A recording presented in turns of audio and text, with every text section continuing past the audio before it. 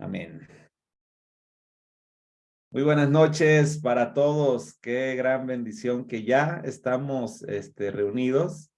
Y bueno, este es uno de los temas que por lo regular disfrutamos nosotros mucho, porque como nos estamos metiendo a lo que es la práctica y el meternos a la práctica va a desarrollar por ahí algunas habilidades.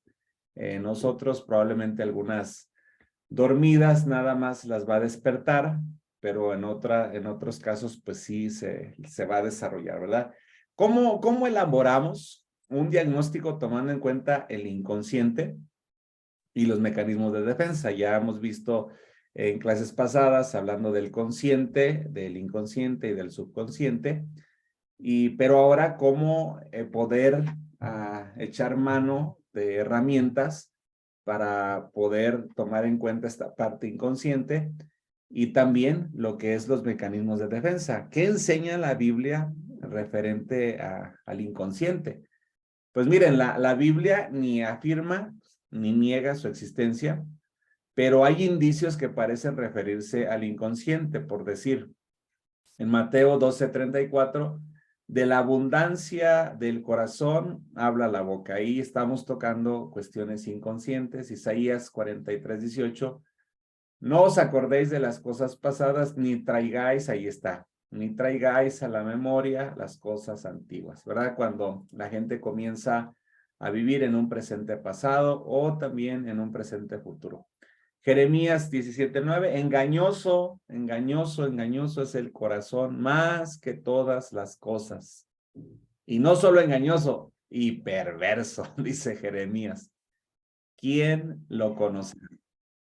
Y en Hebreos 12:15, mirad bien, no sea que alguno deje de alcanzar la gracia de Dios, que brotando alguna raíz de amargura os estorbe. Bueno, si separamos las palabras abundancia, engañoso, ¿quién lo conocerá? Y raíz, sugiere algo parecido al inconsciente. Pensamientos y sentimientos en lo más profundo del ser, que a simple vista no se nota, pero que influyen sobre el comportamiento de la persona. Es patente entonces que hay una corriente de pensamientos, emociones y pasiones hasta lo señalaría, ¿verdad? Lo subrayaría, que están activos en una persona. La pasión tiene que ver con esta parte también de forma inconsciente, a veces de forma consciente, algunas ocasiones, pero esa pasión es la que nos lleva a nosotros a lograr cosas sorprendentes, sobrenaturales, inigualables, y también es la que nos lleva a cometer los pecados más vergonzosos que los pueda calificar la sociedad, ¿verdad? Ahí en esa pasión, porque por decir, vemos un ejemplo de la película, La Pasión de Cristo. O sea, fue tan profunda la pasión de nuestro Señor Jesús que se fue y murió. O sea, se apasionó por nosotros. Si vemos a los apóstoles, antes en los evangelios, huyeron, lo negaron, lo dejaron solo, se escondieron. Pero cuando dice en el libro de Hechos, en el capítulo 1, que se derrama el Espíritu Santo sobre sus vidas y comienza les imparte aquellas lenguas de fuego y viene aquel mover impresionante en sus vidas, entonces ellos jamás volvieron a ser los mismos, porque antes huían y ahora daban su vida por Jesús, ¿verdad? Se apasionaron. Antes la pasión era otra. Ahora, después de ese encuentro que tienen con el Espíritu Santo, entonces la pasión, ¿qué es lo que nos lleva? ¿A dónde nos lleva o a dónde nos conduce la pasión? ¿A agradar o a desagradar lo que nosotros hacemos? ¿Nos apasionamos por ser proveedores de nuestra casa o nos apasionamos para no proveer lo necesario y nos apasionamos en el juego, en el vicio, en los amigos, en el carro, en cuestiones materiales, etcétera. Entonces aquí vamos entonces a darnos cuenta que las pasiones que están activas en una persona sin que el consciente se dé cuenta, pues esto ejerce una influencia sobre la conducta y muchas veces hasta se engaña, ¿verdad? Algunas veces de manera inconsciente y algunas otras de manera consciente. Se sabe que el nivel del subconsciente, la mente puede funcionar para encontrar soluciones de los problemas. El inconsciente se necesita también para que un milagro se manifieste. ¿Por qué? Porque cuando yo estoy consciente, estoy en mi raciocinio. Me cuesta trabajo poder creer que Dios pueda hacer un milagro. Me cuesta trabajo porque como lo raciocinio, lo cuestiono, y de repente me entregan una palabra, estoy en deuda, me entregan una palabra y de repente me dicen, este año tus deudas son canceladas por cuanto esto y esto y esto, y de repente el raciocinio comienza así como que, ¿y cómo se van a pagar? Si me llegan los cobros cada 15 días, cada mes. Y a veces esta parte consciente no permite que aquel milagro se pueda manifestar. Tiene sus buenas y sus no tan buenas, ¿verdad? Entonces muchos de nosotros hemos experimentado que hemos pensado intensa y detenidamente para solucionar un problema, pero muchas veces pues no hemos tenido el éxito, ¿verdad? Como en el caso, por decir, de los pastores, el ministerio que desarrollamos, y a veces pues los hermanos en las congregaciones tienen un buen sí. Vamos a hacer esto, sí, y vamos, y sí, pero a la hora del compromiso, no todos los que dijeron sí, le entran, ¿verdad?, al compromiso. Entonces, luego hemos dejado el asunto para concentrarnos en otro, y en un momento inesperado, la solución se nos ocurre, y esto sin pensar más allá, en el problema. Fíjense que nosotros, en el caso, por decir un ejemplo, de nosotros aquí vemos la imagen, ¿verdad? La parte consciente, la parte subconsciente, que ya pues tratamos sentimientos, emociones, creencias y paradigmas, y de qué manera opera, ¿verdad? La parte consciente y la parte inconsciente en nuestras vidas. Cuando nosotros insistimos demasiado en algo, por decir, nos apasionamos demasiado. Voy a poner un ejemplo. Tengo que terminar un trabajo para entregarlo antes del 5 de febrero. Estoy hablando pues de este presente. Y de repente me veo tan apasionado haciendo las cosas que la misma pasión con la que hago me ciega y no me permite ver no se puede manifestar la creatividad que necesito, porque estoy así tan apasionado que me exijo y estoy así rígido. Y entonces cuando llega este momento de que nos relajamos, de que llega un momento en que, bueno, pues voy a hacer todo lo posible, pero comienzas a hacer ese cambio de forma inconsciente, muchas veces te aflojas un poquito y las ideas comienzan a llegar. Como cuando tenemos, por decir, un compromiso económico, para poner un ejemplo, y que Dios nos dijo que Él iba a suplir las necesidades. Y ya falta una semana y no lo tenemos. Y ya es el día del pago, y no lo tenemos. Y ya son el mediodía y comienza entonces uno a estresarse, y por allá 5 o 6 de la tarde llega la economía, se hace el pago como Dios lo había prometido, y de repente yo digo, y tanto estrés, de repente tanta preocupación, ¿verdad? Porque esta parte opera, ¿verdad? De esta forma consciente, se manifiesta a través de comportamientos, de acciones, como pues a través de nuestro cuerpo, ¿verdad? Porque es el instrumento de la mente. Sabemos que somos cuerpo, alma y espíritu. El cuerpo es lo tangible, el alma y el espíritu, pues es esa parte intangible. Es obvio que la naturaleza pecaminosa del ser humano obra muchas veces a través de su inconsciente y que Satanás puede aprovechar esta actividad para corromper la mente y para llevar a cabo sus propósitos destructores, sus recursos, abundancia, amargura, raíz, etc. ¿Cómo puede la persona ser liberada? Porque estamos hablando en estos minutos acerca de herramientas, de estrategias, de metodologías que nos pueden a nosotros ayudar para poder ser de bendición para las personas a través de la consejería. El apóstol Pablo señala una defensa espiritual contra el mal que surge de adentro. Dice, es más que luchar contra los malos impulsos, es saturar la mente y llenar la vida con lo bueno, lo santo y lo espiritual. Por eso el perezoso tiene mucha tentación y muchas posibilidades de que las cosas no le salgan mal, no le salgan bien. ¿Por qué? Porque tiene demasiado tiempo para ocuparse en cosas que no se tienen que ocupar. Mas, sin embargo, cuando saturas la mente de esos, llenarla de cosas buenas, de lo puro, de lo espiritual, de como aquí no lo dice, ¿verdad?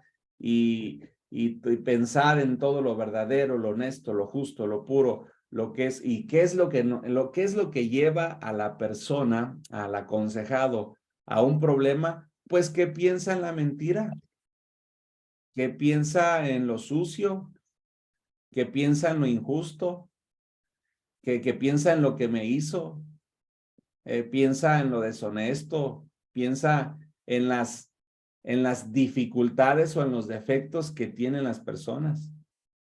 Y entonces aquí nosotros vamos a ir encontrando herramientas de cómo es que nosotros podemos ir ayudando, acompañando a las personas. Obviamente es toda un arte el ser humano. Necesitamos mucha creatividad nosotros para estar atendiendo a las personas. ¿Por qué? Porque estoy escuchando la catarsis de aquella persona, está teniendo un lenguaje descriptivo, está de repente hablando y metiéndose a muchos temas, y que si yo no voy desarrollando la habilidad para poder de repente interceptarlo, para de repente poderlo parar o poderlo confrontar o poder hacer una paráfrasis de aquello que está diciendo, entonces difícilmente voy a poder meter a su vida este compromiso de que tenga pensamientos o que se lleve la tarea, ¿verdad? De pensar, por decir, tenemos a un paciente, deme un ejemplo de un problema deme un ejemplo a alguno de ustedes. ¿Quién dijo yo? Un ejemplo, nada más dígame un problema X y cierra el micrófono. No se me haya ido el internet y yo aquí hable y hable y está. Ah, no, sí. No, a ver, un problema, bueno, una mujer ya de edad avanzada, 70 años, está apenas viviendo esta parte del nido vacío. Su hija se casó, se acaba de casar, y su hijo de 40 años ya se fue a vivir a otro país. Entonces ella tiene una situación y esa situación de soledad le ha traído recuerdos muy fuertes del pasado. Ok, entonces vamos a pensar que esta mujer de 70 años que está entrando en este problema de nido vacío, pues sabe leer y sabe escribir, ¿verdad? Ok, entonces ejercicios que se le pueden dejar de tarea es una primera semana, que pueda anotar, que traiga como una libretita, como un diario, junto con ella, y que pueda estar cada que venga un malestar, que lo anote. Ay, ahora me sentí mal por esto. Ay, ahora me sentí mal. O sea, todo eso, durante una semana, hasta que se vuelva a presentar otra vez a la sesión. Entonces, cuando te lleva esa tarea, no le van a llegar 4, 5, 6 días, en que pueda llegar a la siguiente sesión de manera más consciente. ¿Por qué? ¿Qué hace esta parte? Que entonces lo pones como vigilante de sus emociones. Y ya comienza, entonces ya tienes tú, entonces, no, pues es que vi a fulana y que me pasó esto y que olí esto y que me llevaron a tal lugar con esto y que estaba viendo esta película y que estaba, entonces ya todo lo que te entrega es oro molido para para poder destrabar, desidentificar a la persona. Obviamente ella no lo sabe, él no lo sabe, pero tú ya vas teniendo, entonces aquí ya comienzas a meter ahora la siguiente semana, ok, ¿qué podrías hacer en esto? Ya lees algunas partes de las que te entregó la persona. Ahora, ¿qué pasaría si aconteciera esto? ¿O qué pasaría si dejaras de ver esta película? ¿O qué pasaría si dejaras de relacionarte con estas personas que ahorita, de momento, pues no puedes tener el equilibrio, el dominio propio y que te sacan de tus casillas? Entonces ya comienzas también a meterle pensamientos a través de algunas acciones que la persona vaya a ejecutar y ahí vas acompañándolo a la persona, ¿verdad? Fíjense, es una maravilla la parte de la consejería. El aconsejado tiene la solución a sus problemas, nada más que no sabe. ¿No? Pero como Dios ha puesto la habilidad en nosotros a través de su espíritu, estamos en una escucha activa, de manera paciente, estamos parafraseando, sabemos hacer preguntas, en qué momento pregunta cerrada, en qué momento pregunta abierta, conocemos los lenguajes, el proyectivo, el descriptivo, y entonces ya al ir recibiendo todo eso, entonces comenzamos como a hacer un mapa mental, como si tuviéramos un rompecabezas, y hacemos una hipótesis y decimos, esta persona trae esto, trae esto, trae esto, y no se ha dado cuenta que la solución o que se pueda resolver tiene que ver con esto otro. A veces la solución para el problema de uno de tus pacientes a veces va a ser el perdón. Pero si tú a la primera sesión le dices perdona, lo vas a perder, porque lo que no quieres es perdonar. ¿Qué tienes que hacer? Es crear una ruta, porque hay muchos mecanismos de defensa con los cuales te vas a enfrentar. Ahorita vamos a ver algunos. Hay que crear una ruta, hacer todo un plan, un cronograma, para ver qué es lo que está estorbando. Si están anotando, también pueden hacer este ejercicio. Miren, cuando una persona llega con algunos problemas, vamos a poner el ejemplo de un matrimonio, ¿verdad? Estamos atendiendo a la esposa y la esposa ya anda tronada y ya no quiere saber nada del desdichado que tiene como esposo, ¿verdad? Pero ella lo escogió, a final de cuentas tiene que darse cuenta. Entonces tú tomas una hoja y esta hoja, la comienzas a partir en cuadritos que te queden, muy pequeños, aproximadamente, así donde la persona pueda poner una palabra, ¿verdad? Ya los partiste y entonces ahora le dices a la persona que estás atendiendo, ¿podrías anotarme en cada papelito una sola palabra, o máximo dos, pero que no sean más, todo eso negativo que tú sientes hacia tu pareja? Y ya comienzan a ponerte, no, pues tristeza, odio, coraje, y ahí te comienzan a hacer y agarran un papelito. Y unas que vienen bien cargadas te van a pedir hasta más papelitos. Tú vas a guardar uno. Y el papelito que tú vas a guardar, por acá con un lápiz rojo que tú tienes, ya porque tenemos las herramientas acá nosotros también, entonces nada más le pones a ese papelito amor, pero con letra mayúscula, así que se vea eso grande. Ya te entrega los papelitos, los ves, los ordenas, Y de manera pues que no se da cuenta, tú metes el papel del amor, lo pones en la parte de abajo y llevas a la persona y le dices, a ver, vamos a hacer una proyección, ¿verdad? Que es un ejercicio de fe. Para el que habla el cristianismo, le puedes decir fe, pero para el que no hable ese idioma de cristianismo, vamos a hacer una proyección. A ver, un ejercicio, imagina que por un momento que ya no tienes odio hacia él y quitas el papelito. Ahora también podrías por un momento imaginar que ya no sientes tristeza, que ya no sientes rencor, que ya está siendo atendida por él y comienzas a tratar, a quitar papelito por papelito por papelito. Y ya cuando quitas el último, le dices, ¿qué queda? Hay gente que se quebra porque no quiere perdonar y le cuesta trabajo decir que queda el amor. ¿Y sabes por qué la gente no lo ve? Le pones todos los papelitos encima, por eso no lo puedes ver, porque todo esto es lo que está estorbando. Ahí están mecanismos de defensa.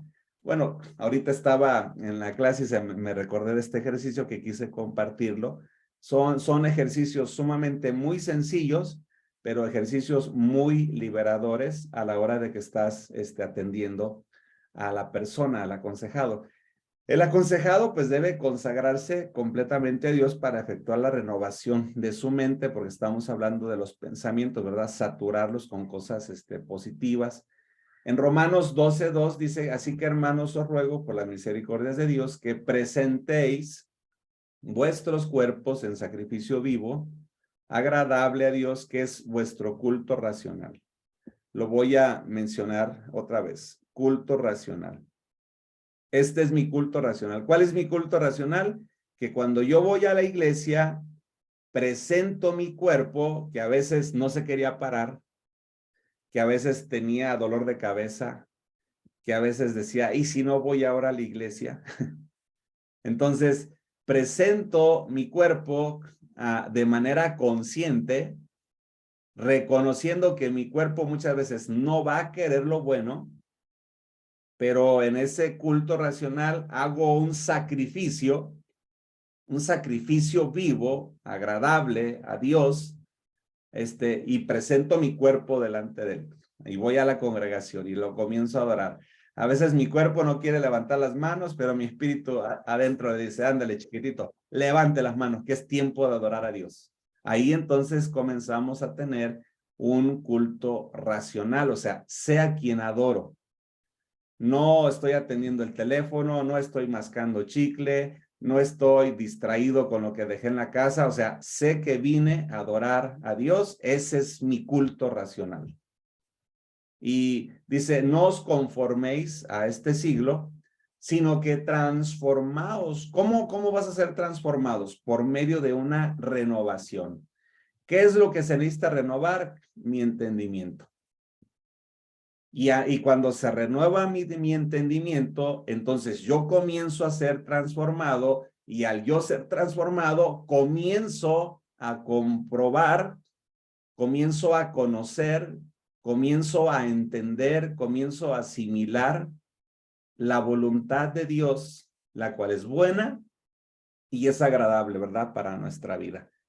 Y en Romanos 8, del 5 al 6, dice, porque los que son de la carne, pues piensan en su naturaleza, mas los que son del espíritu, pues pensamos en cosas del espíritu, porque el ocuparse de la carne es muerte, pero el ocuparse del espíritu es vida. Entonces, el hombre carnal se ampara ante el legalismo de la ley, es egoísta, es indiferente, no piensa en ayudar a otros, ayuda a alguien siempre por conveniencia o en recompensa a algún bien recibido, mas sin embargo el hombre espiritual se deja guiar por el espíritu.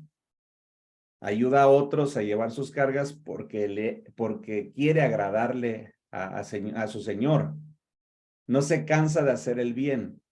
Siempre que tiene oportunidad para hacer el bien lo hace y no lo hace solamente para los de la iglesia. no lo hace solamente para su familia. Siempre que tiene oportunidad, hace el bien, ¿verdad? Entonces, estas diferencias, estamos hablando de las herramientas, las estrategias que nosotros podemos tener para liberar, ¿verdad? A las personas que tienen estas ataduras. Ya les mencionaba ahorita hace un momento algunos ejercicios y que se van a ir modificando pensamientos. Y estoy hablando de que puedes, no precisamente vas a leer los versículos de la Biblia, pero si te das cuenta, lo que vamos leyendo, puedes únicamente ir anotando los verbos, hacer como como un pequeño esqueleto de un proceso que tienen que llevar, como ahorita les estaba leyendo algunas porciones de la escritura, y no necesitas hablar que en Romanos y que en tal libro, o sea, tú sabes que la persona que estás atendiendo no es cristiana y le estás metiendo versículos, pero hasta por debajo de la lengua. Él no sabe, pero tú sabes que tienes el control, ¿verdad? De la sesión y tarde que temprano el Espíritu de Dios va a redarguir en su vida, ¿cómo? Sintiéndose mejor y experimentando esa paz. Y entonces va a venir esta bendición, ¿verdad? Es un diagnóstico, perdón, en un diagnóstico, fíjense que es importante tomar en cuenta esta parte de los conflictos internos. Hay conflictos internos dentro del hombre que surge por el enfrentamiento entre sus deseos y la disciplina que le exige el evangelio, su cultura y la sociedad. Que aquí metemos creencias, dogmas, religiosidad, etc. Él puede decidirse a resolver sus problemas huyendo de las disciplinas, luchando con las fuerzas externas o transigiendo consigo mismo. ¿Qué quiere decir esta parte? Que muchas veces la persona, por decir, cuando yo estoy frente a las personas con adicciones, yo les digo, hablo de la parte del espíritu y del espíritu. Esto lo viene en la literatura de Billy Bob, cuando ellos comienzan a narrar sus experiencias espirituales y que comienzan a establecer un programa de desintoxicación, ¿verdad? Un programa que después le llamaron los 12 pasos. Entonces, cuando Billy Bob comienzan a hablar de esta parte del espíritu y del espíritu, se refiere a que todos los seres humanos tenemos ese espíritu. ¿Cómo te das cuenta que tienes ese espíritu? Porque tienes el deseo de hacer lo bueno. Todo adicto ha pensado, ha querido dejar de drogarse, pero no ha podido. Nada más la diferencia. ¿Por qué? Porque el espíritu, en esta enseñanza, en esta analogía que hace Billy Bob, como presentando el espíritu como estas dos bestias o estos dos animales que tenemos dentro, lo blanco, lo negro, lo bueno, lo malo, como alimentas más lo malo, nunca vas a poder sacar lo bueno por estos conflictos que tenemos internos. Entonces, cuando estamos nosotros acompañando a alguna persona, necesitamos ir trabajando, ir fortaleciendo, ir consolidando esas partes débiles de él. Él no se da cuenta del trabajo que estás haciendo. ¿Cuándo se va a dar cuenta? Cuando pasen 3, 4, 6 semanas y que él comienza a darse cuenta de que ese problema comienza a irse desapareciendo. Y entonces ya cuando estás para darlo de alta de las sesiones en las cuales está tomando, únicamente le haces un pequeño resumen. Mira, tú llegaste por este problema, la segunda sesión fue esto, un pequeño resumen. Y ahí hay personas que se les abre el entendimiento de una manera tan impresionante que este mecanismo de defensa del inconsciente, muchas veces cuando es el estorbo, deja de ser inconsciente y se vuelve ya consciente, que es donde nosotros vemos que se hace una gestal en la persona. ¿Por qué una gestal? Porque la gente se da cuenta que se está dando cuenta. Muchas veces la gente se da cuenta, solamente se da cuenta. Ah, no, pues sí, ya me di cuenta, pero no hace nada. Ah, no, sí, ya me di cuenta y sigue haciendo lo mismo. Pero hay un momento en que te das cuenta, que te estás dando cuenta, y es la clásica palabra o palabras que decimos, le cayó el 20. Y cuando le cayó el 20, tocó fondo. Y cuando tocó fondo, de ese fondo se impulsó para poder estar en un nivel de vida completamente diferente. Pero digo, hablamos de un proceso. Se me viene poderles recordar un ejercicio así de manera rápida, porque vuelvo, estamos tratando las herramientas que ustedes necesitan para estar trabajando por ahí con las personas que están atendiendo. Voy a poner aquí una pequeña gráfica para que tú puedas de repente identificar lo que tiene que ver las crisis. Ya en otras ocasiones lo he hablado, esto aparte con ustedes, nada más a manera de recordatorio, pues podérselos presentar ahora. Aquí le vamos a poner como una escalerita.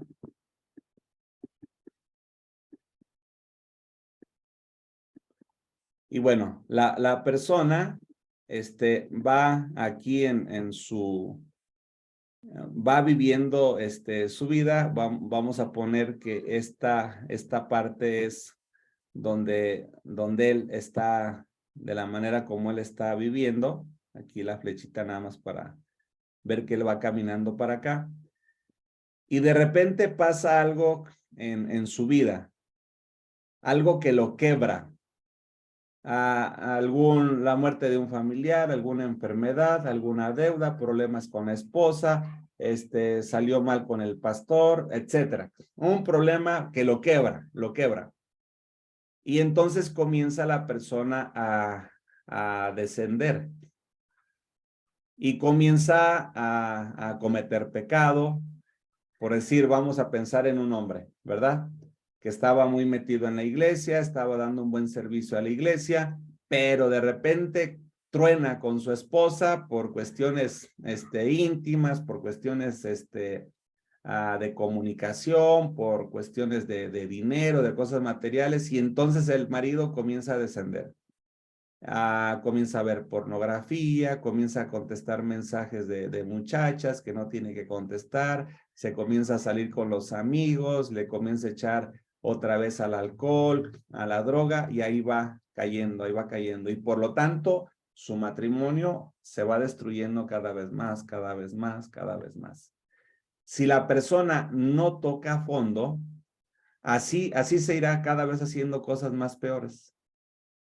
Es cuando la persona toca un fondo que tiene el impulso para poderse levantar, y cuando toca fondo, el nivel de vida que llevaba anteriormente nunca se va a comparar con la trascendencia que tenga, porque el nivel de vida que va a alcanzar después de tocar fondo va a ser completamente diferente al nivel de vida que llevaba antes.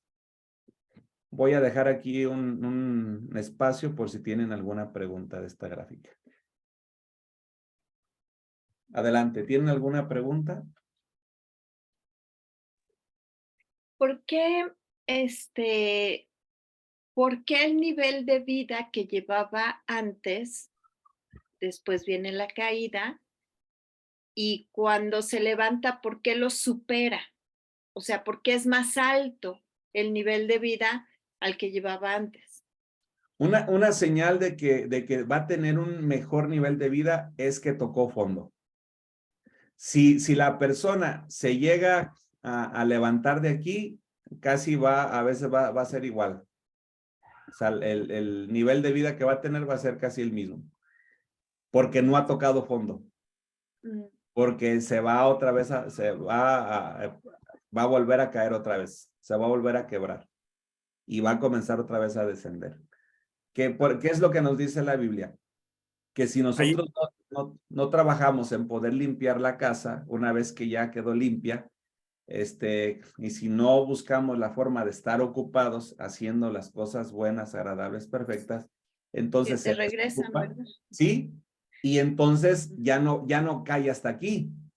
ahora comienza a descender más fuerte porque lo que viene y el postrer día comienza a ser pues mucho peor, ¿verdad? Que como lo había sido primero.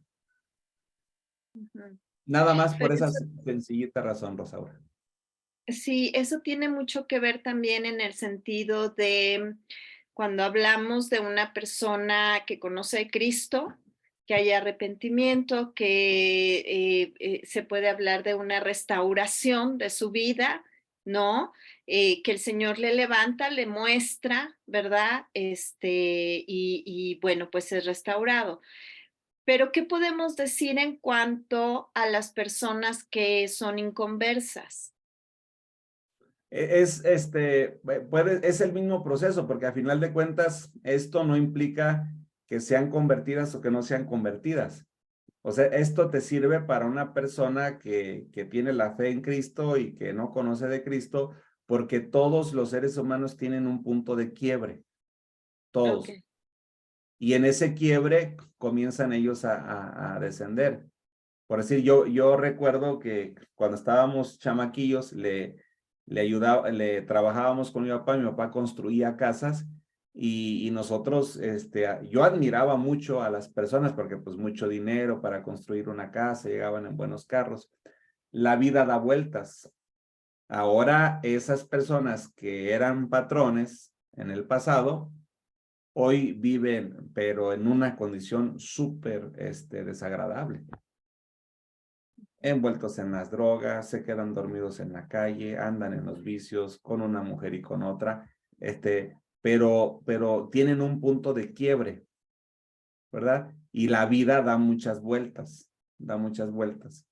Entonces, esto es lo que nosotros, hay gente que te va a permitir, les va a permitir, Rosaura, que puedas, que puedas trabajar con ellos y va a haber gente que no te va a dejar, o sea, no te va a permitir que trabajes con ellos. Y esto nosotros es importante tenerlo presente. Hay que trabajar con la persona que se va a dejar, acompañar y la persona que no se va a dejar acompañar, que insiste en una resistencia, hay que soltarlo, ¿verdad? Mira, pues, ¿qué te parece? Vuelves de aquí a 15 días, de aquí a un mes y le das las citas ya, más largas. ¿Por qué?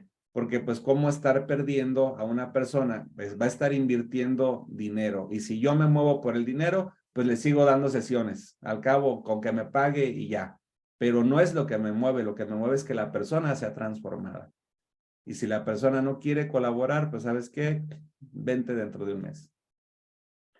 Ay, perdón, una pregunta. ¿Y cómo es que uno sabe cuando la persona no quiere colaborar, al no participar en sus ejercicios, al No, no decir no hace con no, veracidad? no coopera, no hace la tarea, viene porque lo trae la esposa, porque lo trae el esposo, porque lo traen los papás. Bueno, son un sinfín de factores que se podrían manifestar. Ok, Ah, ok. gracias. Sí, Pastor Ramiro, adelante. Pues un ejemplo claro es el hijo pródigo, ¿verdad? Donde cayó. El detallito ahí es que cuando el punto de quiebre se va, si no tenemos un buen asesoramiento, una buena dirección de alguien o algo, pues ahí se queda la persona, porque caer hasta el fondo, bueno, el ejemplo claro, pues es el hijo pródigo donde dice que él volvió en sí, pero pasan años. Él tuvo que caer hasta las algarrofas de los puercos, ¿verdad? A un estado, podemos decirlo, de lo más impuro en aquel tiempo. Bueno, y en ese tiempo también, ¿verdad? Y el punto de quiebra de ese hombre lo trajo a pensar que tenía que regresar. Y en el transcurso ese que tenemos, hay muchas heridas del pasado, muchas heridas y del presente, ¿verdad? De todo lo que hay que superar. Entonces, es importante tener un buen acompañamiento para esas personas que están en punto de quiebre. Y lo otro es tener esta estabilidad para no llegar a ese punto de quiebre, hablarlo antes para no caer hasta allá. Pues, sí, nada más que eso es como a veces es como una, ilusión, como una fantasía, ¿Por qué? Bueno, ese es un punto de vista personal, no es a quererle llevar a que piense de esta manera. Únicamente que, por decir, para poder levantar una empresa exitosa, se necesita el fracaso. Difícilmente la vas a levantar del éxito, porque el fracaso, ¿qué es lo que te aporta? Conocimiento. El fracaso, ¿qué es lo que te aporta? Experiencia. Entonces ya lo hiciste de esta manera, lo hiciste de esta manera y te salió mal y te salió mal. Pero llega un momento, como este hombre que inventó el foco, o sea, más de 2000 veces se equivocó. Y ahí fue, cayendo, y la gente no creía y decía que no lo iba a lograr, y a final de cuentas, lo logra. Pero aquí, lo que comentaba el pastor Ramiro, pasa. Hay gente que no logra tocar fondo, y que lo que le espera a esa gente es la muerte. O sea, los llevan ya en un ataúd a sepultar, mueren en una prisión, se los llevan a un psiquiátrico, trastornados, porque fue cayendo, y dice la Biblia que el príncipe de este mundo cegó su entendimiento para que no vean con sus ojos ni oigan con sus oídos, y por lo tanto la luz del evangelio no puede llegar a sus vidas, y tan fuerte fue el cegar su entendimiento que dice en Romanos 1 que, o sea, insistieron tanto en el pecado que Dios los entrega a sus pasiones. O sea, se los entrega al diablo y dice, estos no tienen remedio. ¿Y qué es lo que hace el diablo? Pues que los acaba, acaba con sus vidas, los mata. Y de esta manera, pues tenemos esas experiencias, algo desagradables. Pero bueno, vamos a ver, a ver, Javier, ¿tienes alguna pregunta, Rox? Ahí que esté con Javier y Rox, si están por ahí. Sí, hermano, yo nada más para saber, decía pues cuando van cayendo y que tocan fondo y ya ve que luego tienden a salir adelante. Para saber que están saliendo adelante es porque hay cambio de actitudes, ¿verdad? Cambio de humor o qué sé yo, ellos van cambiando su forma de pensar como pensaban antes. Y cómo es cuando sabemos que han rebasado la forma de cómo eran antes, o sea, superaron para ser mejores. ¿Cómo podríamos saber eso? Bueno, todo esto es con frutos, por decir, te llega un matrimonio, entra al punto de quiebre, se dicen malas palabras, se faltan al respeto, y como van cayendo, luego hay golpes, luego hay adulterio, luego hay traición, y van cayendo, pero si el matrimonio junto llega a tocar fondo y se asesora y se permite dejar acompañarse y se permite dejarse guiar, entonces llega un momento de que ese matrimonio no va a vivir en el mismo nivel de vida cuando antes de su caída. O sea, la forma de vivir de ese matrimonio va, pero a llevar una trascendencia, a una calidad de vida que es mucho mejor en la que estaba viviendo o por la que estaba pasando. ¿Cómo lo ves? ¿Cómo te das cuenta? En los frutos, por decir, si era una persona que era farmacodependiente y que lo has estado tratando sus trastornos, pues deja de tomar medicamento. No de golpe, pero comienza a tomar menos, y llega un momento en que dice, pues ya no ocupo, ya no necesito, me siento mejor, y ahí ves el avance, ¿verdad? Pero todo es con señales, con frutos, no es nada, así como fe ilusoria. No, que por fe y esto y que por fe el otro. No, tranquilo, porque somos también profesionales en el área de la salud y necesitamos también estar trabajando esa parte. No sé, Rox, si te contesté la pregunta. Sí, bien. Hermano, bueno, yo, a mí Dígame, me gustó esa licenciado. parte. Licenciado. Gracias, muchas gracias. Adelante. A mí me gustó esa línea que trazó ahí y yo la hice aquí a mi modo, pues, o sea, yo aquí la tracé en una hoja y recuerdo que había comentado usted de las personas que usted veía anteriormente que eran patrones cuando construían casas, cuando su papá trabajaba en eso de las casas. O sea, tenían un nivel estable supuestamente, pero en el nivel emocional, estaban por el punto de quiebra o el punto de quiebre. Entonces ahí a la caída, ¿qué quiere decir? Si no se trata a tiempo, es muerte. Es así como se entiende, hermano, cuando toca fondo, porque yo pues aquí lo fui dibujando conforme usted iba hablando. Entonces esa parte de aquí, con cada una de los escalafones que va cayendo, entonces toca el fondo, ¿ya? Y ya yo le puse igual a muerte, Sí, pero por sí, decir ahí, Javier, perdón que te interrumpa. Vamos a sí, poner un ejemplo de un adicto, ¿verdad? ajá, Comienza a drogarse con cocaína. ujú, Comienza a drogarse con medio gramo de droga, 1 gramo de droga, ya luego compra por onza, ya luego la ujú, cocina, ya luego le pone al hielo, ya luego se inyecta, ya, o sea, y si no para, ajá, si no se detiene, le va a dar una sobredosis y le va a parar el corazón. ujú. Y ahí donde usted decía, si no se recupera cuando toca fondo y que empieza otra vez a recuperarse, pero vuelve a media línea, empieza a caer, que viene siendo media meta, empieza otra vez a caer, otra vez vuelve a irse por el nivel emocional, Sí, otra pero vez por esa parte. cuando vuelven a caer es porque no tocaron fondo, Javier. Ajá, sí, sí, allá ve que marcó una línea en medio, Así es. así. Cuando tocan fondo, por decir un ejemplo, ¿verdad? Para poderlo poner. Yo, usé las drogas y el alcohol Ujú, hasta los 22 años. ok, Después de los 22 años, yo toqué un fondo fuerte que fue completamente desagradable, olor a muerte.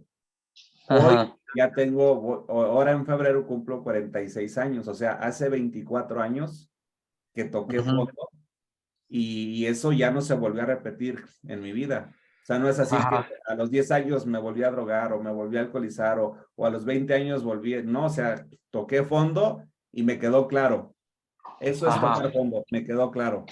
Esto ok. yo no lo puedo probar, no lo debo probar. Ujú. Usted ya fue cuando llegó a la otra línea de arriba. Ya Sí, ahora sí, no, pues ya, ya a ya un fue nivel de vida a una completamente diferente. restauración, Así a una es. restauración que llegó al éxito.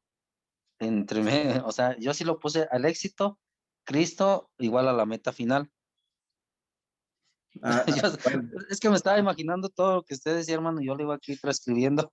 No, pues ahí está el alumbramiento de Cristo, o sea, del Espíritu Santo que te está hablando, pues, y te está dando la creatividad. A final de cuentas es que tú lo entiendas, porque el que lo va a practicar, pues, son Ujú. ustedes. Ok, gracias, hermano. Ok, gracias, Javier. Pastora Tabita, adelante. Hace ratito vi que quería participar, pero como que entraba, salía. No sé si esté por ahí la pastora Tabita, y si no está, yo le voy a seguir aquí con esta parte porque voy a entrar a los mecanismos de defensa y para poder cerrar esta sesión de hoy, esta clase de hoy, quiero tocar por lo menos 1 o 2 mecanismos. Los mecanismos de defensa, dice, hay también una fuerza dentro del hombre que conspira para llevar a cabo los deseos y a la vez aplacar la conciencia. Estos son mecanismos que procuran aliviar el conflicto negando, falsificando o tergiversando la realidad. Ahorita a las 10 de la noche vamos a hablar con los maestrantes de cómo construyes la realidad. Fíjense que en la mayoría de los casos, estos mecanismos de defensa defienden el autoconcepto de la persona, pero a la vez estorban el desarrollo de la personalidad, ¿verdad? Son como contras. Son difíciles de controlar y más que diversas manifestaciones de la dinámica del inconsciente, que por un lado buscan su complemento y por otro lado se resisten a enfrentarse a la realidad y se llaman mecanismos de defensa. Pongo aquí subrayado en observación. El consejero familiar debe reconocer que las personas recurrimos a estos mecanismos no por falta de integridad o de sinceridad. Ojo, por favor. No por falta de integridad o sinceridad, porque muchas veces van a ser de forma inconsciente. Pues en la mayoría de los casos, los mecanismos funcionan inconscientemente y aquí dice que el instinto innato de la autoperseveración parece entrar en estos casos, la persona no logra lo que desea, no alcanza el nivel que cree y que debe tener para que todo lo tenga en algún concepto, por decir el problema del estima o del bajo autoestima o del la autoestima, y entonces comienzan a poner estos mecanismos de defensa. Podría ser que no requiera tener un concepto bajo de sí misma, entonces para defender esta imagen que cree debe existir de sí misma, se vale inconscientemente de un mecanismo de defensa para no ver la realidad y para que el otro no lo vea, por decir el perdón, insisto con esta parte del perdón, soy noble, me la hacen, no hago nada, me dicen que perdone, perdono, pero como soy noble y pues no me defiendo, y llega un momento en que tanto va el cantarito al agua que se quebra, y llega un momento en que me protejo, ¿verdad? Inconscientemente ya pongo un mecanismo de defensa. No, pues esto es que ya me vieron la cara y a poco creen que yo esto, y ya, de forma no. Oye, no. Oye, no, y ahí está el mecanismo de defensa. Veamos, por decir uno de ellos, la represión. Fíjense, el ejemplo está, pero impresionante. La represión es la defensa automática e inconsciente mediante la cual se rechaza una motivación, emoción o idea penosa o peligrosa. Y esta emoción tiende a disociarse de ella, que esto lo vemos como un proceso psicológico consciente y voluntario que consiste en renunciar a la satisfacción de un deseo que no está de acuerdo con el yo. ¿Y qué hace? Ándele, lo reprime. Es la tendencia a olvidar que no nos lo que no nos gusta, o lo que es desagradable, o aquello que es asociado con el desagrado. Por ejemplo, aquí van los ejemplos bien claros. Uno puede olvidar la cita con el dentista porque sabe que le producirá dolor. O también podría decir, mis pacientes de repente pueden olvidarse de la cita con el psicólogo porque saben que ese día la tarea que traen, o sea, van a llorar, les va a ocasionar dolor y como que se les olvida. Ahí está el mecanismo de defensa. El nombre de una persona desagradable, otro ejemplo, en este sentido es bueno porque el ser humano no puede vivir con los recuerdos de las malas experiencias. Y entonces, pues, se protege y ya no recuerda, ¿verdad? Este nombre. En el inciso B, también la represión impide que surja a la superficie un pensamiento que trae un sentido de culpa o de ansiedad. Por ejemplo, la mente en forma automática reprime el deseo de dañar a alguien, pues sabe que tal acción producirá una fuerte reacción en la conciencia y también disminuirá su autoestima. La represión es necesaria para desarrollar normalmente la personalidad y todos nosotros la empleamos por lo menos de alguna manera. Ahí va un ejemplo congregacional o ministerial. El esposo llega a la iglesia porque estaba en pecado. La esposa le dijo, o te acercas a la iglesia o truena nuestro matrimonio. Y como el esposo pues no quiere que el matrimonio se desbarate, pues acepta la condición y va a la iglesia, no porque quiere a Cristo, sino porque no quiere tronar su matrimonio. Y entonces está en la iglesia, su cuerpo está ahí, pero su pensamiento está en otro lado. O también, como ya estoy en la iglesia y como como ya no me puedo relacionar con una querida, como ya no me puedo relacionar con un amante, como ya no puedo andar de noviecito, entonces me reprimo. Estoy ahí, pero reprimido. No sé si me esté explicando con este mecanismo de defensa. Alejandro, veo que estás por ahí. ¿Quisieras participar? Alejandro Alvarado. Sí, pastor, buenas Adelante. noches. Adelante. Así es, conectándome un poquito tarde por las actividades, pero aquí andamos, y escuchando el tema. Muy interesante, la verdad. Hoy, como no me conecté a tiempo, creo que estoy batallando un poquito para agarrar el hilo, pastor. Ok, no te preocupes, todo bien, Alejandro. ¿Pero algo que quisieras aportar? No, que simplemente ese tema del rechazo, a veces también en las cuestiones, no nada más de las adicciones, también en las conductas, en las formaciones, a veces hay resistencia, a veces es tocar fondo para poder cambiar de actitud y reconocer qué es lo que estamos haciendo mal. Yo lo veo mucho con los diferentes líderes, de que no reconocen que están haciendo las cosas mal, aunque saben que se están perjudicando. Ahí Y está parte de nuestro trabajo, y parte de nuestro trabajo es eso, hacerlos ver que necesitamos hacer un cambio para que el beneficio que nosotros buscamos traer a la sociedad pues sea de impacto a través de ellos y a través de sus conductas y de sus beneficios que van a recibir. Así es. Sí, así es, pastor. Ok, pues muy bien, Alejandro, gracias. Gracias. Y entonces en esta parte de la represión, ¿surge alguna pregunta? Mari, ¿quisieras participar? Adelante.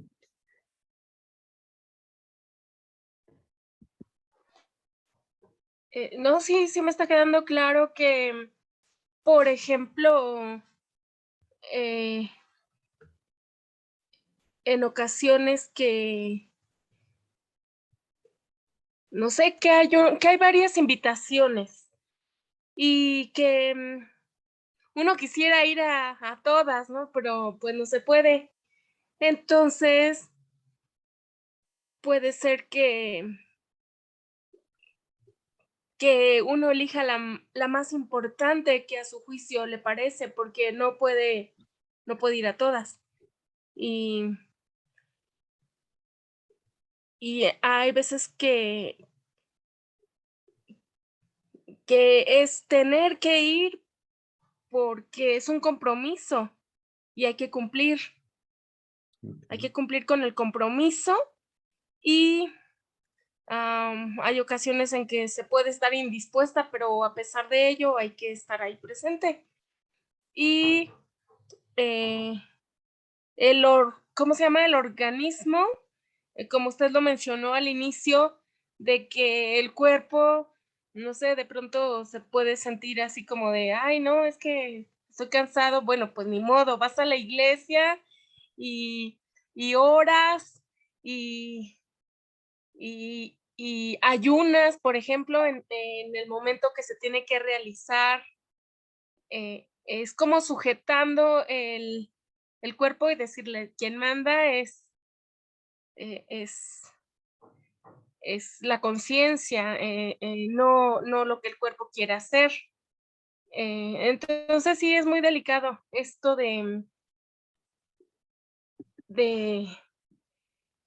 la racionalización, la proyección, la represión, y cómo la persona puede ser liberada.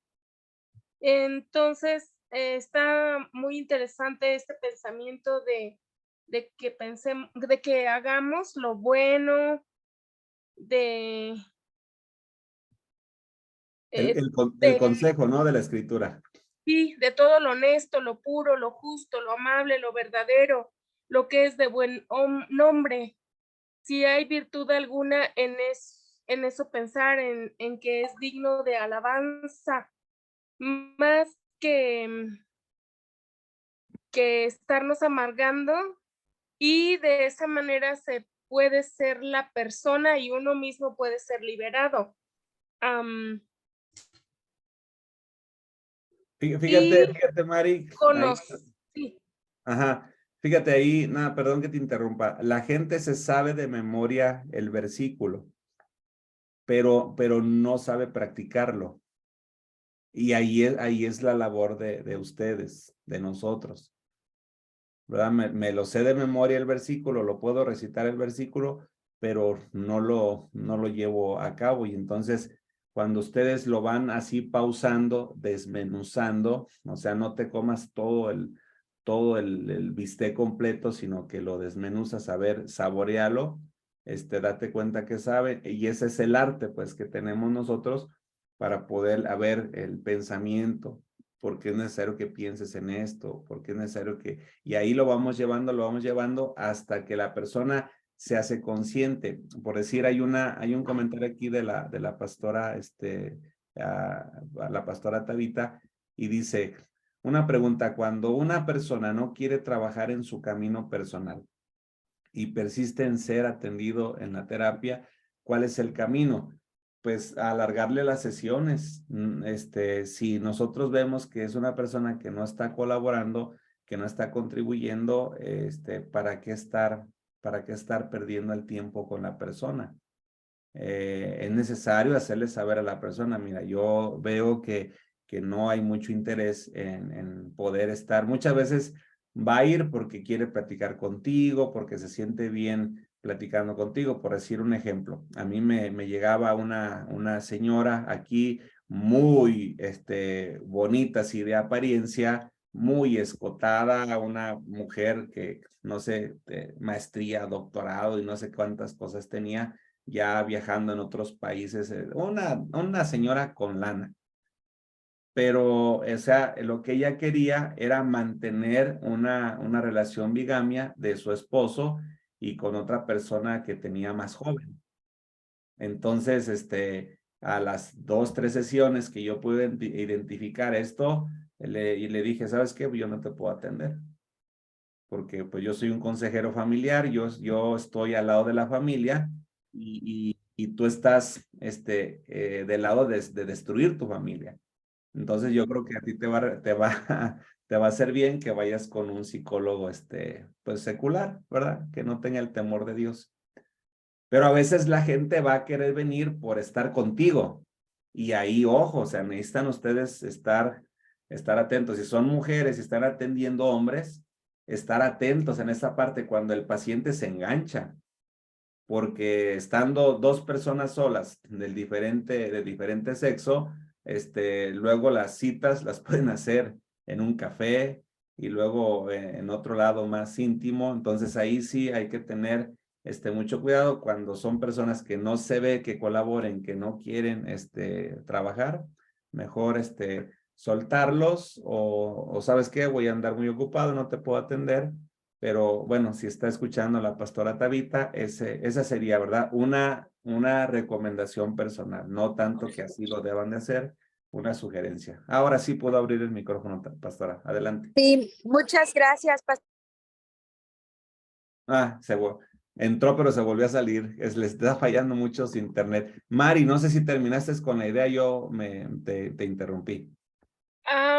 Sí, en relación a lo que usted comenta de evitar estar dos personas así completamente solas por los riesgos, por las tentaciones y demás, sí creo que es muy pertinente. Más que nada como una cultura de prevención. Y y entonces, a mí me sucedió de una niña que empieza a probar así las drogas, y le pregunté que por qué lo hacía. Me dijo que porque tiene ansiedad. Entonces, ahí lo que vamos a trabajar, como no es creyente, tiene 14 años, Entonces ir trabajando como la respiración diafragmática que la vez pasada usted estuvo comentando. El ejercicio, Ajá, la respiración. sí, poco a poco. Y un paso ya muy grande que ella dio es aceptarlo, porque de primera instancia es negar y ya una vez que lo acepta y además reconoce por qué motivo inició, entonces ya es un pasito que vamos delante y por dentro obviamente que yo estoy orando y, y buscando la sabiduría de Dios para que ella supere esta situación. Así es. Sí, van Pues a empezar adelante. anuncios acá en la calle, voy a cerrar mi micrófono. Sí, sí, sí, Mari, gracias, gracias por la aportación. La pastora Tabita sigue entrando y saliendo. Voy a leer un último mecanismo para con este poder cerrar. Todavía me da tiempito, no me tardo más de 5 minutos explicándoles este siguiente mecanismo. Y con esto los dejo ir a dormir porque es la proyección, ¿verdad? El mecanismo de defensa de la proyección. Este mecanismo psicológico de defensa consciente en atribuir inconscientemente a otros y a percibir en el mundo exterior las propias pulsiones y los conflictos internos. Fíjense que este mecanismo de repente es muy usado en la congregación, en la vida cristiana, y lo confunden con fe. Ahorita se los voy a explicar por qué. Inciso A, se manifiesta este mecanismo en algunas personas cuando se sienten incómodas por algún defecto moral o por cometer alguna falta y alivian su sentido de culpa atribuyendo su mal a otra persona. Por ejemplo, en vez de admitir, no me gusta fulano de tal, dicen, fulano de tal no me quiere. ¿Ah? O en vez de decir, mi conciencia me molesta, dicen, él me molesta. En el primer caso, la persona niega tener sentimientos hostiles y en el segundo caso le echa la culpa al fulano por sus sentimientos, en vez de reconocer que es su propia conciencia en la que le molesta. Y podemos ver aquí como una proyección. Las personas que temen a sus propias debilidades se sienten culpables y experimentan algún alivio proyectando su pecado a otro. No, pues es que ellos también ven pornografía. No, pues es que ellos también se drogan. Por ejemplo, otro ejemplo. El mentiroso se siente mejor si puede convencer de que todos los demás son mentirosos, ¿verdad? Porque pues como él es mentiroso ya, pues ya no se siente tan mal. El engañador sospecha que los demás lo son. El hombre inmoral piensa que toda mujer tiene su precio. La persona que condena continuamente un pecado en particular, pues debe de examinarse para ver si ella misma no es culpable de otro pecado. O ejemplo, no generalizo, pero por lo regular, toda persona que se espanta de, ay, y que mira, y que esa mujer, y que cómo viene vestida, y que mira, y que ya en algunas iglesias, que la pongo a prueba, que por esto, y que mira, que muchas veces la persona, si es del sexo opuesto, no se da cuenta que está teniendo una proyección, ¿verdad? Como tengo problemas de lujuria, como tengo problemas de pornografía, de lascivia, pues mirar eso me inquieta, me desconcentra y mejor lo pongo a prueba. Pero es o sea, para nosotros que somos terapeutas, cuando escuchamos este tipo de situaciones, a nosotros nos dice, pues es que la persona ni se da cuenta que se está proyectando hacia lo que la persona tiene. Por decir, otra clase de proyección se ve cuando una persona proyecta sus sentimientos a otros. La persona infeliz puede pensar que todo el mundo es infeliz o que el mundo es nada más un río de lágrimas, ¿verdad? La persona interpreta la actitud o condición de otras personas por lo que ella misma siente. Y ya para el último de los casos, el peor aspecto de la proyección es que resulta casi imposible ayudar a una persona que no está dispuesta a enfrentarse a su realidad. ¿Por qué? Porque ya se proyectó, ya se escudó y no quiere trabajar, no quiere colaborar, y ahí está ese mecanismo de defensa. Es una forma de evasión, y si ella está convencida de que está libre de culpa y que todos los otros, los que lo perjudican o pecan, no escuchará el consejo de la persona.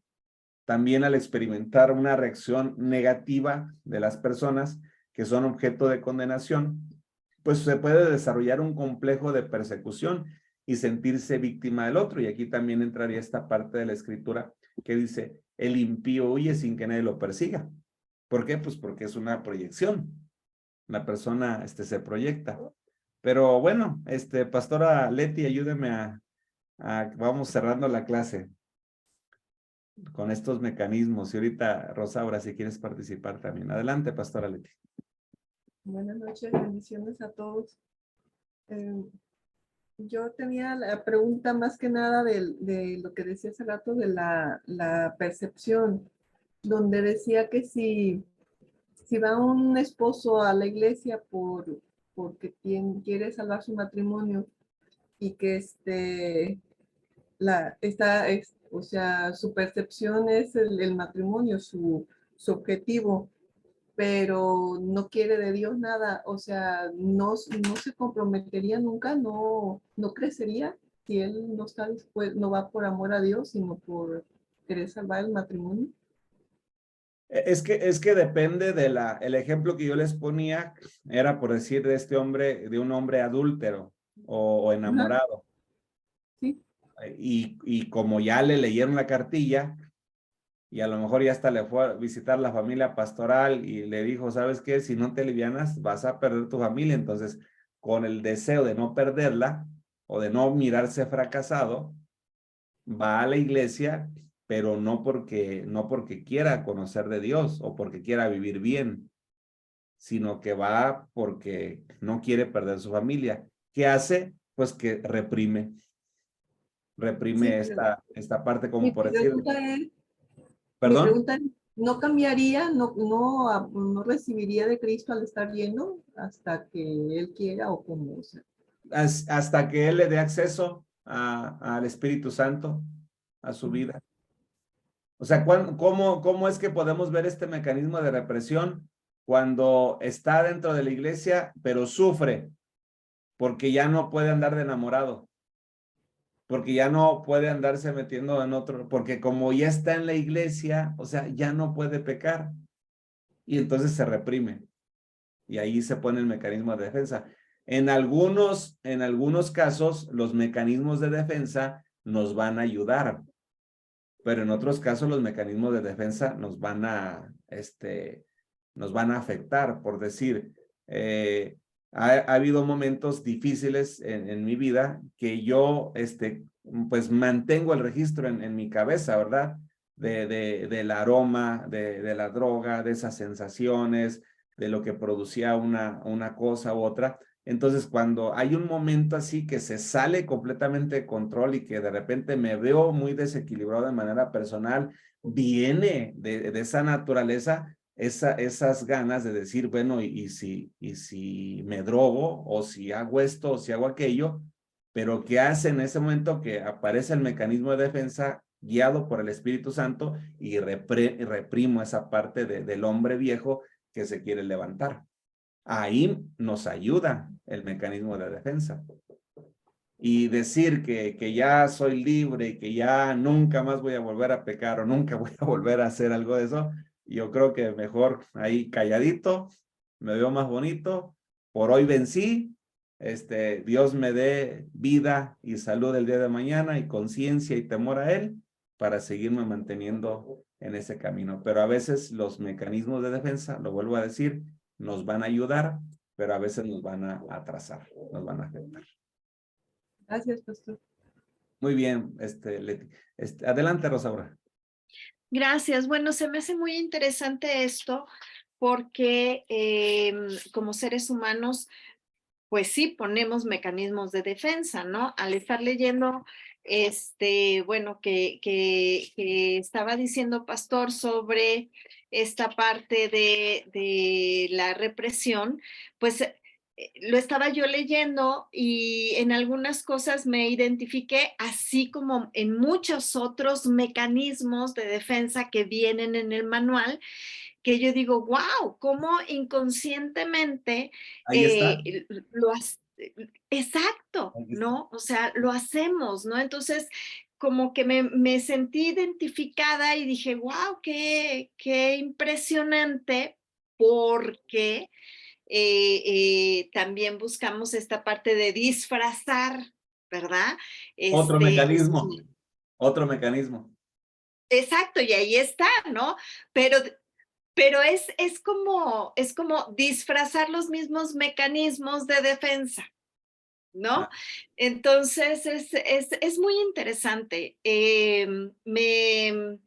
Me impacta esta parte de ponerlo en práctica en uno, de ver y ir descubriendo, ¿no? Primero en uno, todas estas cosas y decir, wow, pues realmente el ser conscientes de esto, pues nos puede ayudar a poder llevar a la conciencia a los pacientes, ¿no? sí, Y y ahí fíjate, Ru, como se lo leí hace un momento, es necesario, mientras más mecanismos de defensa conozcan, mejor. Les voy a mandar ahorita que termine la clase, les voy a mandar otro PDF con muchísimos más mecanismos de defensa, y vamos a estar estudiando algunos más las próximas semanas, pero como les decía hace un momento también ahí en el escrito, muchas veces el paciente o el aconsejado de manera inconsciente no sabe que está poniendo mecanismos de defensa y ahí está tu labor, sí, que los sí, porque si yo no lo sabía, ahí está. ¿no? O sea, yo no lo sabía y al estar leyendo el manual, yo dije, ¿cómo es posible? ¿No? Sí, entonces, y hay una razón, o sea, la razón por la cual uno pone ese mecanismo de defensa, o sea, hay una raíz ahí, ¿no? Con la cual hay que trabajar, ¿verdad? Eso es hermoso. Que pueda estar el Espíritu Santo trabajando con nosotros para que, bueno, aquí necesitas arreglar esto, necesitas limar aquí, necesitas arreglar acá. Sí. Yo les puedo decir, me sigo equivocando, sigo cometiendo errores, no soy la persona excelente, ni tampoco la persona perfecta. No tengo el matrimonio perfecto, no tengo los hijos perfectos, pero sí les puedo decir una cosa. Hoy estoy apasionándome por hacer las cosas bien. Hoy, si mañana Dios me permite vivir, lo voy a hacer, ¿verdad? Yo de repente no soy tan dado o a veces yo escucho que los pastores presumen de la esposa y de los hijos, predican más de la familia que de Cristo. Y a mí me dice, a mí, la persona, el pastor no se da cuenta, el apóstol, el profeta o el predicador no se da cuenta que hay un narcisismo o que hay un mecanismo de defensa llamado proyección y que quiere hacerle saber a los demás que toda su familia está pero súper bien cuando su casa se está destruyendo. Entonces, digo, bueno, a uno ya no se las, ya como pues eres más racional por el conocimiento, puede ser también peligroso esta parte porque puede llegar que tengamos tanto conocimiento que luego la fe ya no pueda obrar en nuestras vidas para una palabra profética, un milagro. Ahí también hay que tener el equilibrio, ¿verdad? Es bueno el adquirir el conocimiento, pero con equilibrio y seguir nosotros, avanzando y siendo mejores, ¿verdad? Ujú. ¿Cómo ves, Rosario? Sí, sí, muy interesante. Y pues sí hay que seguir creciendo, ¿no? Y sobre todo esto, pienso yo, como seres humanos siempre pues no vamos a llegar a la perfección, pero sí con el Espíritu Santo y en Cristo en nuestra vida podemos llegar al propósito del cual el Señor tiene preparado para nosotros, ¿no? Y Así es. seguir perfeccionándonos en Él, seguir perfeccionándonos en Él, ¿no? Excelente. Bueno, pues vamos a terminar. Gracias por estos minutos.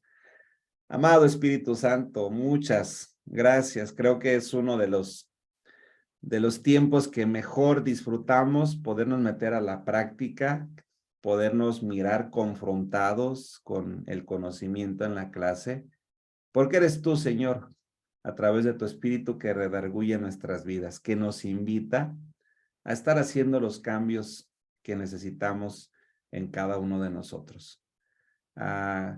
Danos de esa humildad, de esa sencillez. Enséñanos a identificar los mecanismos de defensa que puedan estar afectando, dañando, entorpeciendo, estancándonos, para que a través de tu Espíritu seamos libres, ¿verdad? Con el conocimiento cambiamos esas creencias y comenzamos nosotros a aspirar para poder estar en un nivel diferente en el cual nos encontramos. Hoy vivimos bien, pero podemos ser mejores, ¿verdad?